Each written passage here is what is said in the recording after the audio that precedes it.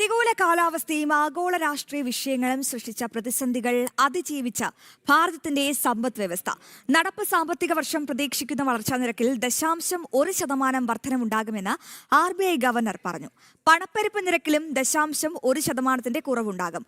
Repo നിരക്ക് 5.25% നിലനിർത്താനായെന്നും RBI governor വ്യക്തമാക്കി.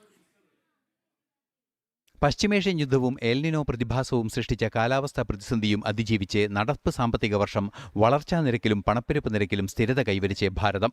പ്രതീക്ഷിക്കുന്ന GDP വളർച്ചാ നിരക്ക് 6.6 നിന്ന് ഉയർത്തി 6.7% കണക്കാക്കിയതായി RBI ഗവർണർ സഞ്ജയ് മൽഹോത്ര അറിയിച്ചു. പണപ്പെരുപ്പ് നിരക്ക് 5.1 നിന്ന് 5% കുറയും. Renewed tensions in West Asia, which are disruptive of global supply chains, volatility in international financial markets, and weather-related shocks, however, pose downside risks to growth.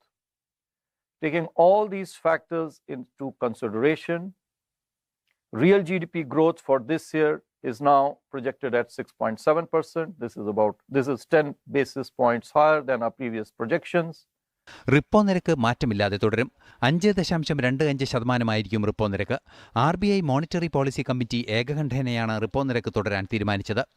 After a detailed assessment of the evolving macroeconomic and financial developments, as well as the outlook, the MPC decided unanimously to keep the policy repo rate unchanged at 5.25%.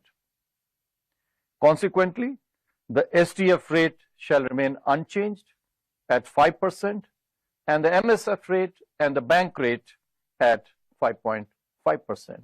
GST പരിഷ്കരണം, ആത്മനിർഭർ ഭാരത് ഉൾപ്പെടെയുള്ള സാമ്പത്തിക ശാക്തീകരണ നടപടികൾ ഉത്പാദന രംഗത്തെ ഊർജിതപ്പെടുത്തി. സ്വാഭാവികമായും പണപ്പെരുപ്പ് നിരക്ക് കുറയുകയും വളർച്ചാ നിരക്ക് ഉയരുകയും ചെയ്തതായും RBI ഗവർണർ അറിയിച്ചു. ന്യൂസ് ഡെസ്ക്, ജനം.